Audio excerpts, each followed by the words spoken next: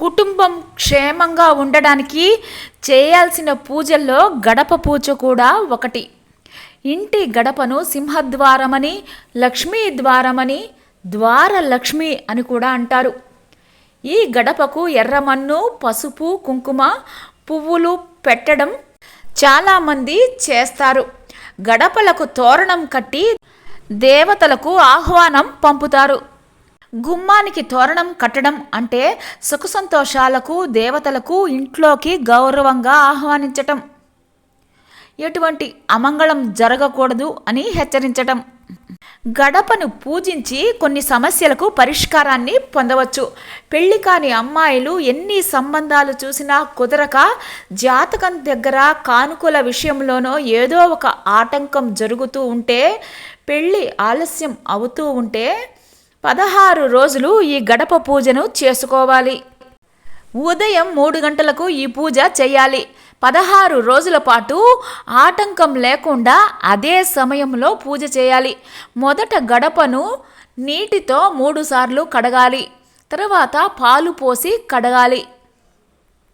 తర్వాత చివరిగా ఇంకొకసారి నీటితోటి గడపను శుభ్రం చేయాలి.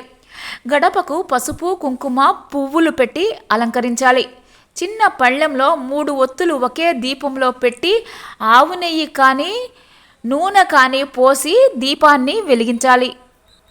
ఇంకో పళ్ళెంలో బెల్లం, అటుకులు, తాంబూలం పెట్టి ముందుగా వినాయకుడికి నమస్కారం చేసుకొని మంచి పెళ్లి సంబంధం కుదరాలి, ఈ ఇంట్లో శుభకార్యం జరగాలి అని సంకల్పం చెప్పుకోవాలి.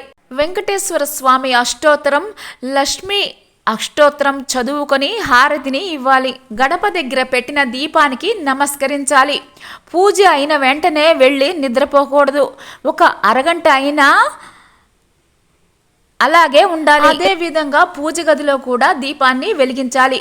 పెళ్లి కాని అబ్బాయిలు కూడా ఇదే విధంగా చేయాలి.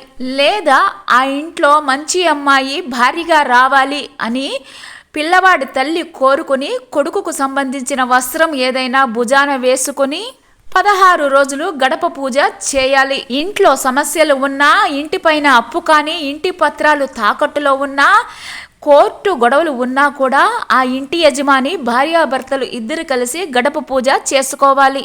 ఇంటి సమస్యలు తీరాలి అని వేడుకొని ఇదే విధంగా గడప పూజను చేయాలి. తరువాత లక్ష్మీనారాయణ అష్టోత్తరం, మణిద్వీప వర్ణన చదువుకొని హారతిని ఇవ్వాలి.